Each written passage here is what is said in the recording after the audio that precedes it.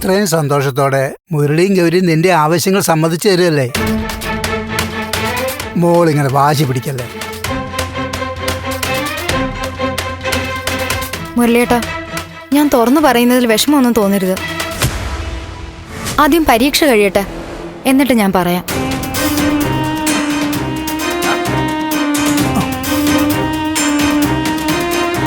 എനിക്ക് ട്യൂഷന് സമയമായി, ഞാൻ പോട്ടെ. ഗൗരി ചേച്ചി, പ്ലീസ് ദേഷ്യമൊന്നും തോന്നരുത്.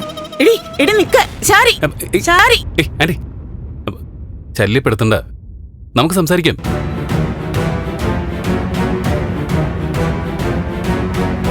ശാരിക എന്താ ഇങ്ങനെയൊക്കെ പെരുമാറുന്ന? അത് പണ്ടേ അവള് പഠിപ്പിന്റെ കാര്യത്തിൽ ഒരു വിട്ടുവീഴ്ചയും കാണിക്കില്ല, അതുകൊണ്ടായിരിക്കും. എന്തായാലും ശാരി വിഷമിപ്പിക്കണ്ട, നമുക്ക് ദേവികയോടൊന്ന് സംസാരിക്കാം.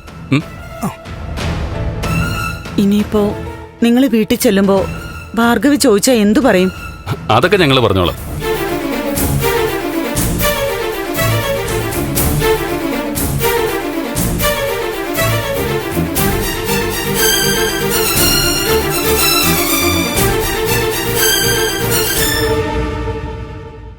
ആ മാൻ മിസ്സിംഗ് കേസിൽ ഡിവൈഎസ്പി അനാസ്ഥ കാണിക്കുന്നെന്ന പരാതി ശക്തമായി ഉയർന്നിരിക്കുന്നു. കാണാതായിരിക്കുന്ന ആളിന്റെ അമ്മ അരുന്ധതി പാർട്ടിക്ക് വളരെ വേണ്ടപ്പെട്ട ആളാണ്. ഏതോ സമ്മർദ്ദത്തിന് വഴങ്ങി അന്വേഷണത്തിൽ ഐസക് ഉഴപ്പുന്നു എന്നാണ് പൊതുവെയുള്ള സംസാരം. സർ, സർവീസിൽ എൻ്റെ ഹിസ്റ്ററി പരിശോധിച്ചാൽ ഓരോ കേസിനും എത്രമാത്രം ആത്മാർത്ഥതയോടെയാണ് സമീപിച്ചതെന്ന് അങ്ങേക്ക് മനസ്സിലാവും. മിനിസ്റ്ററുടെ കൈകൊണ്ട് തന്നെ മുമ്പ് എനിക്ക് 3 മെഡലുകൾ കിട്ടിയിട്ടുമുണ്ട്. ചില കേസുകൾ നമ്മൾ പ്രതീക്ഷിക്കുന്ന എളുപ്പത്തിൽ റിസൾട്ട് ഉണ്ടാക്കാൻ പറ്റിയെന്നും വരില്ല. ഈ ഋഷി സംസ്ഥാനം വിട്ടുവെന്ന കാര്യം ഉറപ്പാണ് സർ. സംസ്ഥാനം വിട്ടുപോയി, അന്വേഷണം നടക്കുന്നു, വൈകാതെ ആളിനെ കണ്ടുപിടിക്കാൻ പറ്റും. ഇങ്ങനെയൊക്കെ കേട്ടു തുടങ്ങിയിട്ട് കുറെ ആയല്ലോ സർ. ഞാൻ പറഞ്ഞു മടുത്തിട്ടാ ഇപ്പൊ മിനിസ്റ്റർ കൊണ്ട് വിളിപ്പിച്ചത്. മിനിസ്റ്റർ ശക്തമായിട്ട് നിർദ്ദേശം കൊടുക്കണം. ടൈം ബൗണ്ടായി തന്നെ അന്വേഷണം നടത്തി ഋഷിയെ കണ്ടെത്തണം.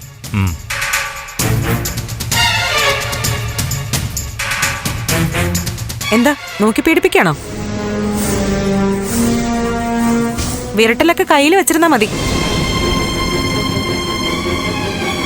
എന്തൊക്കെയായാലും ഞാൻ ഈ കേസിന്റെ പുറകെ തന്നെ കാണും. മാഡം എന്നെ തെറ്റിദ്ധരിക്കുകയാണ്. ഞാൻ ഈ കേസിൽ ഉഴപ്പണമെങ്കിൽ അതിനെന്തെങ്കിലും ഒരു കാരണം വേണ്ടേ? ഈ അരുന്ധതി മാഡം എനിക്കും അറിയാവുന്ന ആളാണ് സർ.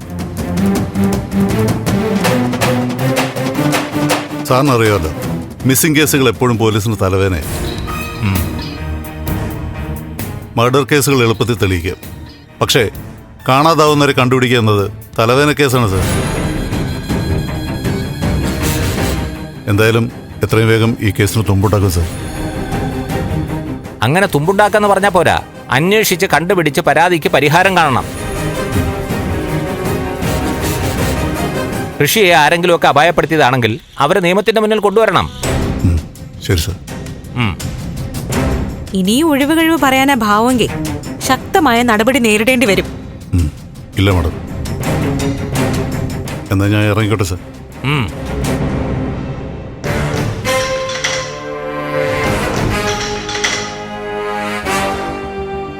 സർ, അയാൾ പറഞ്ഞത് എത്രത്തോളം ആത്മാർത്ഥതയോടെയാണെന്ന് എനിക്ക് സംശയമുണ്ട്. നമുക്ക് നോക്കാം. കുഴപ്പാണെന്ന് തോന്നിയാൽ നമുക്ക് വീണ്ടും വിളിപ്പിക്കാം. അതുപോലെ മതി സർ. ദേവിക ഒരു കാര്യം പറഞ്ഞപ്പോൾ ഞാനത് ഉടനെ നടത്തി. ഡിവൈഎസ്പിയെ വിളിച്ചു വരുത്തി കാര്യങ്ങൾ ചോദിച്ചു. പക്ഷേ ആ പ്ലാന്റിന്റെ കാര്യം ഞാൻ ആവശ്യപ്പെട്ടത് ദേവിക അവഗണിച്ചു. ഡിവൈഎസ്പിയെ വിളിച്ചു വരുത്താൻ ഞാൻ അപേക്ഷിച്ചത് വഴിവിട്ടൊരു കാര്യം ചെയ്യാനല്ല സർ. ഞാൻ ഇറങ്ങട്ടെ സർ.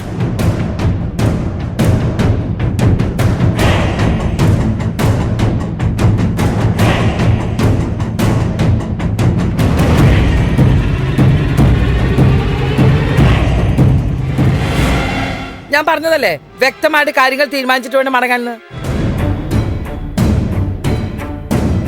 ഇതിപ്പോ കുട്ടിയാലി കൊല്ലത്ത് പോയ പോലെയായി. എന്തിനാ പോയതെന്ന് വെച്ചാ ഉത്തരയില്ല. അങ്ങനെയൊന്നും ഇല്ലമ്മേ. ചന്ദ്രോത്തുകാരോടും കൂടിയൊക്കെ ആലോചിച്ചിട്ട് തീയതിയും ബാക്കി കാര്യങ്ങളൊക്കെ നിശ്ചയിക്കാന്ന് അവര് പറഞ്ഞു. അതെന്ത് പറച്ചില്ല? നമ്മുടെ തീരുമാനം എന്തായാലും ചന്ദ്രോത്തുകാർ അത് അംഗീകരിക്കില്ലേ? ദേവികയും നന്ദനും എന്ത് പറയണമെന്നല്ലേ പ്രധാനം? അവരല്ലേ കല്യാണ കാര്യത്തിന് മുമ്പിൽ നിൽക്കുന്നത്. അപ്പൊ ആ സംശയവും വേണ്ട. അതിരിക്കട്ടെ, ശാരിയോട് എല്ലാം വ്യക്തമായിട്ട് സംസാരിച്ചോ? സംസാരിച്ചു. ശാരിക്ക് ഇഷ്ടക്കുറവൊന്നുമില്ല. ശാരിക്ക് ഇഷ്ടക്കുറവില്ലെന്നോ? അതെന്ത് പറച്ചില്ല? അവൾ ഔദാര്യം കാണിച്ച പോലെ പറയണേ. ഗൗരി, സത്യം പറ, ശാരിക നേരവണ്ണം സംസാരിച്ചോ? അല്ല മാം, കല്യാണക്കാരിയാവുമ്പോ മുതിർന്നവരല്ലേ എല്ലാം തീരുമാനിക്കേണ്ടത്. നിങ്ങൾ മുതിർന്നവരല്ലേ? മുതിർന്നവര് പോയിട്ട് കാര്യങ്ങൾ തീരുമാനിക്കാതെയല്ലേ മടങ്ങി വന്നിരിക്കുന്നത് അല്ലേ? നിങ്ങൾ എന്തൊക്കെ പറഞ്ഞാലും കാര്യങ്ങളൊക്കെ എനിക്ക് ഊഹിക്കാൻ പറ്റുന്നുണ്ട്. ശാരിക വ്യക്തമായിട്ട് ഒന്നും പറഞ്ഞിട്ടില്ല. പഠിത്തം കഴിയട്ടെ, ജോലി കിട്ടട്ടെ, ഇടവപ്പാതി കഴിയട്ടെ, മന്ത്രിസഭ മാറട്ടെ, അങ്ങനെ ഓരോ ന്യായങ്ങൾ പറഞ്ഞ് ഒഴിഞ്ഞു കാണും. ദേ, ഞാനൊരു കാര്യം പറയാം. നിങ്ങൾക്ക് ഇഷ്ടമായാലും ശരി, ഇല്ലെങ്കിലും ശരി, മുരളി, ഇതിൽ മറ്റെന്തോ കുഴപ്പമുണ്ട്. ഉറപ്പാ. ശാരിക ഇങ്ങനെ താല്പര്യക്കുറവ് കാണിക്കുന്നുണ്ടെങ്കിലേ അതിനർത്ഥം മറ്റെന്തെങ്കിലും സംഗതികൾ വന്നുകൂടിയിട്ടുണ്ടെന്ന് തന്നെയാ. ഇപ്പോഴത്തെ പിള്ളേരാ, എന്താ ഏതാണെന്ന് പെട്ടെന്ന് അറിയാൻ പറ്റില്ല. അവൾക്ക് പ്രേമോ മറ്റോ ഉണ്ടെന്ന് നമുക്ക് സംശയമുണ്ടോ? ആ, എനിക്കുണ്ട്. നിങ്ങളുടെ ഉള്ളിൽ ആ സംശയം കാണും. ഈ കല്യാണത്തിന് താല്പര്യം ഉണ്ടെങ്കിലേ അവളിടയ്ക്ക് നവീനെ വിളിക്കില്ലായിരുന്നോ? ഇങ്ങോട്ട് വരാൻ ഉത്സാഹം കാണിക്കില്ലേ? ഇതിപ്പോ നമ്മളെന്തോ അവളെ ശിക്ഷിക്കുന്ന പോലെയല്ല കാര്യങ്ങൾ പോകുന്നത്. അല്ല, ഗൗരിയും വീട്ടുകാരും തീരുമാനിക്കേണ്ട കാര്യങ്ങളാ. ഞാൻ പുറത്തു നിൽക്കുന്ന ആളാ. ചില കാര്യങ്ങൾ കണ്ടാ നമ്മൾ പറഞ്ഞു പോവുമല്ലോ, അങ്ങനെ പറയണതാ. ഒരു കാര്യം ചെയ്യാം, ഞാനൊന്നുകൂടെ പോവാം, ശാരികയെ കാണാം. ആ അതെ, ഗൗരി മാത്രം ഒന്ന് പോട്ടെ. നിങ്ങൾ തനിച്ച് സംസാരിക്കുമ്പോ ശാരിക ചിലപ്പോ ഉള്ളിലുള്ളതൊക്കെ പറയും. എന്തിനാ നീ ഒറ്റയ്ക്ക് പോന്നെ? വേറെ ജോലിയില്ലേ? അവൾ ആരാ? ആകാശത്ത് പൊട്ടി വീണതോ? പോയി പണി നോക്കാൻ പറ. എന്നിട്ട് നവീന് വേറെ പെണ്ണിനെ നോക്ക്. നല്ല പയ്യന, നല്ല ജോലിയുണ്ട്. പെമ്പിള്ളേര് ക്യൂ നിൽക്കും നവീനെ കെട്ടാൻ. പിന്നെ നന്ദനും ദേവികയും കല്യാണത്തിൽ നിന്ന് മാറിയെന്ന് അറിഞ്ഞാലേ അവർക്കൊരു വിഷമം തോന്നും. അവരെയൊക്കെ പറഞ്ഞ് മനസ്സിലാക്കാം.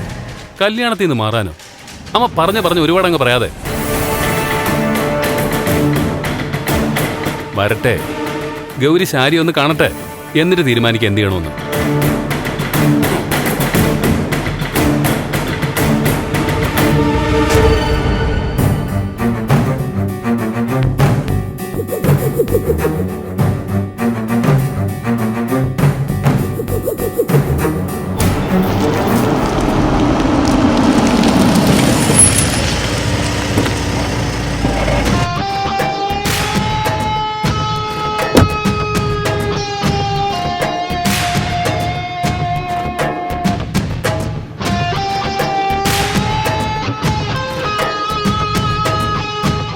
നമസ്കാരം.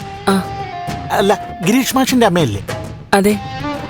മോനെ പോലെ തന്നെ അമ്മയും ടീച്ചറാണെന്ന് എനിക്കറിയാം. ഞാൻ റിട്ടയർഡായി. ആ, എനിക്കറിയാം. ടീച്ചറെ കുറിച്ച് ധാരാളം കേട്ടിട്ടുണ്ട്. അല്ല, ആരാന്ന് മനസ്സിലായില്ല. അയ്യോ, ഞാൻ കെ കരുണാകരൻ നായർ. ഗിരീഷ് മാഷിനെ ഒന്ന് കാണാമെന്നതാ. ഗിരീഷ് ഇവിടെ ഇല്ലല്ലോ. എവിടെ പോയതാ? അവനും ഭാര്യയും കൂടി ഭാര്യ വീട്ടിൽ പോയിരിക്കുക. ഓ, ചന്ദ്രോത്തേക്ക്. സിദ്ധാർത്ഥൻ ചന്ദ്രോത്തിന്റെ മകളല്ലേ മരുമോൾ രജനി? ആ, എല്ലാ കാര്യങ്ങളും വ്യക്തമായിട്ട് എനിക്കറിയാം. അല്ല, ഗിരീഷ് അവിടെ സ്റ്റേ ഇല്ലല്ലോ, തിരിച്ചു വരുമല്ലോ. വൈകുന്നേരത്തിനകം വരും. പോയിട്ട് കുറച്ചു നേരമായി. എന്നാലേ ഞാൻ കാത്തിരിക്കാം. ആദ്യമായിട്ട് വന്നപ്പോ തന്നെ കണ്ട് കാര്യം സാധിച്ചു പോവാലോ. ഞാൻ വെയിറ്റ് ചെയ്യാം. അല്ല, സാർ എന്ത് ചെയ്യാ? ചെറിയ ചില ബിസിനസ്സുകളൊക്കെ ചെയ്ത് കഴിഞ്ഞു പോവാ ടീച്ചറെ. റിയൽ എസ്റ്റേറ്റ് ഉണ്ട്, കോൺട്രാക്ട് വർക്കുകൾ ചെയ്യും, പിന്നെ ചെറിയ ചില കമ്പനികളൊക്കെ നടത്തുന്നുണ്ട്. KK group of companies. അതെന്റെ ടീച്ചറെ. അയ്യോ സാറാണോ KK നായർ? ആ, അതെ, അത് ഞാൻ തന്നെയാ ടീച്ചറെ. സാർ ഇരിക്കെ. ഓ, സാറൊന്ന് വിളിച്ചാ പോരായിരുന്നോ? ഗിരീഷ് അങ്ങോട്ട് വന്ന് കാണുമായിരുന്നല്ലോ. ഞാൻ ഇപ്പൊ തന്നെ വിളിക്കാം. അയ്യോ അയ്യോ ടീച്ചറെ വേണ്ട. ഗിരീഷ് മാഷിനെ ധൃതി പിടിപ്പിക്കുന്ന പോയ കാര്യം കഴിഞ്ഞ് സാവകാശം വന്നോട്ടെ. ഞാൻ സാറിന് കുടിക്കാൻ എന്തെങ്കിലും എടുക്കാം. അയ്യോ വേണ്ട ടീച്ചറെ, ഇപ്പൊ ആഹാരം കഴിച്ചിട്ട് വന്നേ ഉള്ളൂ. എങ്കിൽ അല്പം മധുരം എടുക്കാം. സാറ് വന്നത് സന്തോഷമുള്ള ഒരു ദിവസത്തിലാ.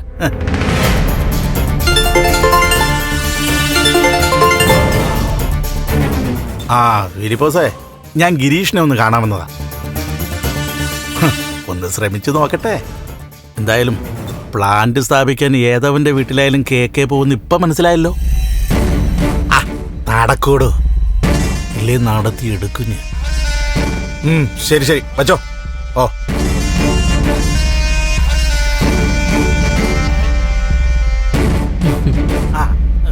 ദാ സർ, എന്റെ മരുമകള് പ്രഗ്നന്റ് ആയി എന്നറിഞ്ഞ ദിവസമാ. അതിന്റെ സന്തോഷം അറിയിക്കാനാ ഗിരി രജനിയും കൂടെ ചന്ദ്രോത്ത് പോയിരിക്കുന്നത്. നല്ല സന്തോഷമുള്ള ദിവസമാണല്ലോ ഞാൻ വന്നത്. എനിക്ക് ഷുഗറിന്റെ പ്രശ്നമുണ്ട്. പക്ഷേ ഈ സന്തോഷത്തിൽ പങ്കുചേരാൻ വേണ്ടി ഞാൻ നിയന്ത്രണം അങ്ങ് മാറ്റിവെക്കുക. ടീച്ചർക്ക് ഗിരീഷ് മാഷിനെ പോലെ മിടുക്കനും മിടുക്കിയുമായ ഒരു പേരക്കുട്ടിയെ കിട്ടട്ടെ. Thank you sir. സാറിന് കോഫിയോ ചായയോ? ഒന്നും വേണ്ട ടീച്ചറെ. ഇപ്പോ ഞാൻ ഒരു കാര്യം ചെയ്യും. ഞാനൊന്ന് പുറത്തു പോയിട്ട് വരാം. ഒരു അരമണിക്കൂർ കഴിഞ്ഞിട്ടേ വരും. അതിനിടയ്ക്ക് ഗിരീഷ് വരികയാണെങ്കിൽ ഒന്ന് വെയിറ്റ് ചെയ്യാൻ പറയണേ. പിന്നെ ഞാൻ വന്നു എന്ന് ഫോൺ ചെയ്ത് പറയാനും നിൽക്കണ്ട. ഒരു സർപ്രൈസ് ആവട്ടെ. എന്നാ പോയിട്ട് വരാം.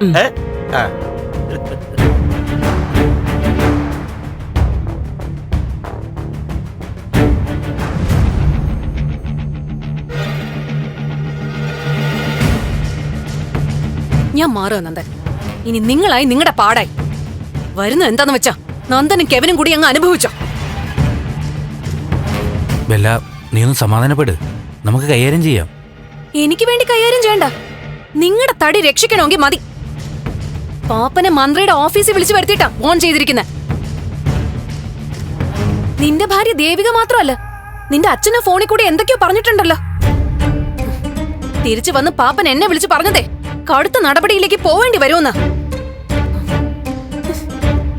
ഒന്നാമത് സർവീസിൽ ആദ്യമായിട്ട് അഴിമതി കാണിക്കുന്നതിന്റെ കുറ്റബോധം ഉണ്ട് പാപ്പന്.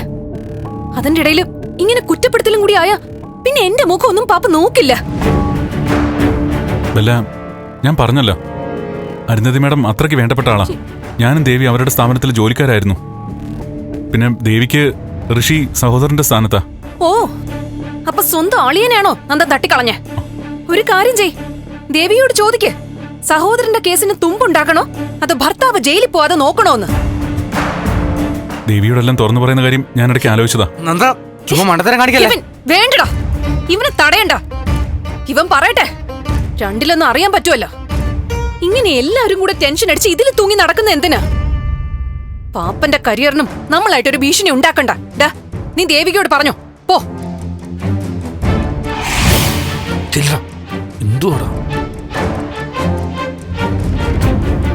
ബെല്ല, നീ ഇങ്ങനെ ചൂടാവല്ലേ.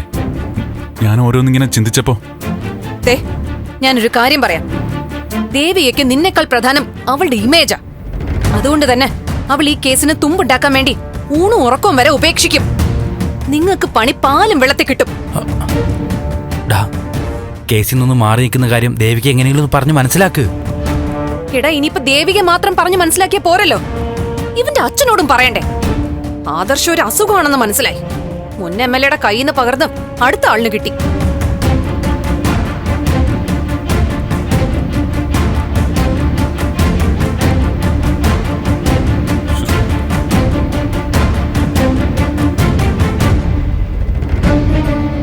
അല്ല, ഞാൻ ഈ കേസിൽ ഇടപെട്ട കാര്യോ നമ്മൾ തമ്മിൽ കണ്ട കാര്യമോ ഒന്നും ദേവിക്ക് അറിയില്ലല്ലോ.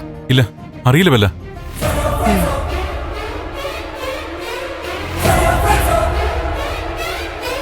ബെല്ല, നീ വിഷമിക്കല്ലേ. ഇതിന്ന് ഉഴപ്പി മാറുകയും ചെയ്യരുത്. നീയും കൂടെ കൈവിട്ടാൽ നമ്മൾ തീർന്നു. ഇതിപ്പോ ഞാൻ നിങ്ങളെ അല്ല, നിങ്ങൾ എന്നെയാ കൈവിടുന്നത്. നിങ്ങളെ രക്ഷിക്കാൻ നോക്കി ഞാൻ എന്റെ കുടുംബക്കാരുടെ ശത്രുവാവും. പാപ്പൻ പപ്പയോട് പറഞ്ഞ തീർന്നു. അതുകൊണ്ട് എനിക്ക് എന്റെ കാര്യം നോക്കണം. Bella, Bella, I am sorry. Sorry Bella. നിനക്കൊരു ബുദ്ധിമുട്ട് വരാതെ ഞാൻ ശ്രദ്ധിച്ചോളാം. നീ എനിക്ക് വേണ്ടി ചെയ്യുന്ന സഹായങ്ങൾ ഞാൻ ഒരിക്കലും മറക്കില്ല. മതി, അത് കേട്ടാ മതി. സത്യത്തില് നന്ദൻ എന്ന ഒറ്റ പേരാ എന്നെ ഇതിലോട്ട് വലിച്ചിട്ടത്.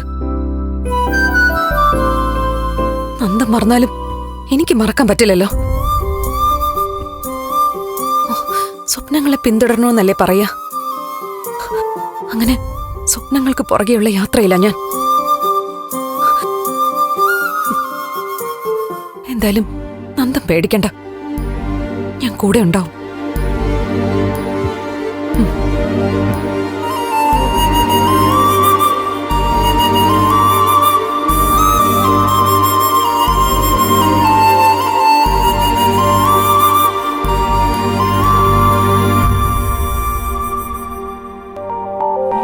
എന്താ?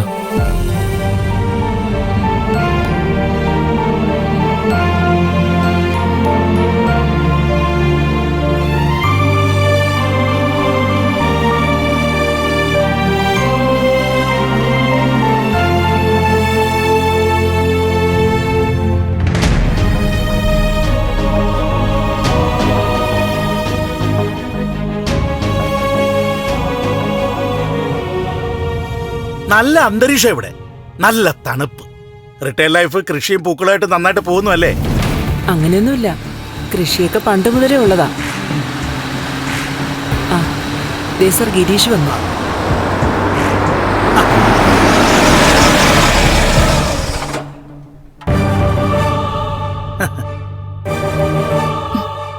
അതാരാ?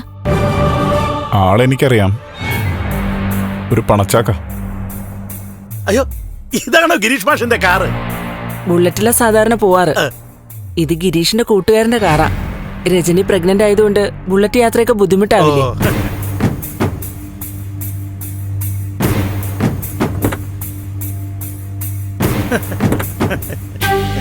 നമസ്കാരം. ആ കഴിക്കുന്നേ ഒന്നേ, കൺഗ്രാറ്റുലേഷൻസ്. ടീച്ചർ കാര്യങ്ങളൊക്കെ പറഞ്ഞു. അതിന്റെ സന്തോഷത്തിൽ മധുരവും കഴിച്ചു. മോളെ സുഖമായിരിക്കുന്നല്ലോ അല്ലേ?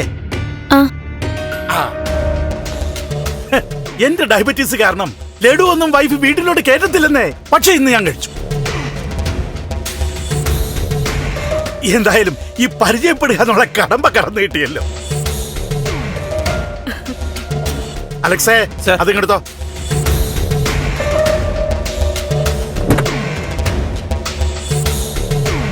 അല്ല, എന്തിനാ വന്നത്? എനിക്ക് മനസ്സിലായില്ല. വന്നിട്ട് കുറച്ച് നേരം ആയിടോ മാഷേ. കാര്യമൊക്കെ പറയാന്ന്, ഒന്ന് സമാധാനപ്പെട്. അല്ല പിന്നെ ഇങ്ങോട്ടോ. മോളെ ഇതൊന്ന് പിടിച്ചേ. ഏയ്, എന്താ ഇത്? എനിക്ക് മനസ്സിലായില്ല. മനസ്സിലാക്കാൻ എന്തിരിക്കുന്നു? ഇത് വാങ്ങിച്ചേ മോളെ. പിടിക്ക്. മോളെ അമ്മയൊക്കെ ആവാൻ പോവല്ലേ, അതിന്റെ സന്തോഷത്തിനാണെന്ന് വെച്ചോ. പിടിക്കുമോളെ, പിടിക്കുമോളെ, പിടിക്ക്. ഇത്രയേ ഉള്ളൂ. ഗിരീഷ് മാഷിനെ പോലെ മിടുക്കനായ ഒരു ആൺകുട്ടിയായിരിക്കും നിങ്ങൾക്ക് ജനിക്കാൻ പോകുന്നത്. അല്ല, മോളുടെ ആഗ്രഹം ഒരു കുട്ടി ഗിരീഷ് അല്ലേ? അതെ. കുട്ടിയാണായാലും പെണ്ണായാലും ഞങ്ങൾക്കുള്ളതല്ലേ. അത് ഞങ്ങൾ നോക്കിക്കോളാം സർ. അയ്യോ, ഞാനൊരു പ്രവചനം പോലെ പറഞ്ഞെന്നുള്ളതേ ഉള്ളൂ. എനിക്കേ 2 പെൺകുട്ടികളാ. പെണ്ണാ വീടിന്റെ വിളക്ക്. പിന്നെ ഇതിനകത്തൊരു സ്വർണ്ണ കോയിനുണ്ട്. അത് ജനിക്കാൻ പോകുന്ന കുഞ്ഞിനുള്ള പ്രത്യേക സമ്മാനാ. സാറേ, സാർ വന്ന കാര്യം പറഞ്ഞില്ല. എന്തിനാ എന്നെ കാണാൻ വന്നത്? ഞാൻ കാര്യം പറയാം. രാമപുരത്തെ KK ഗ്രൂപ്പ് ഒരു പ്ലാന്റ് കൊണ്ടുവരുന്നുണ്ട്. ഒരു മാലിന്യ സംസ്കരണ പ്ലാന്റ്. രാമപുരത്ത് വിളപ്പിൻകോടാ പ്ലാന്റ്. 100 പേർക്ക് പ്രത്യക്ഷമായും 5000 പേർക്ക് പരോക്ഷമായും തൊഴിൽ കിട്ടും. പക്ഷേ പ്രശ്നം എന്താന്ന് വെച്ചാല് വികസന വിരോധികളായ ചിലര് അവിടെ ഇവിടെ കിടന്ന് പ്രശ്നം ഉണ്ടാക്കുന്നെന്ന്, പ്ലാന്റ് വരാൻ സമ്മതിക്കില്ല എന്ന്. അതെന്ത് കഷ്ട. ആ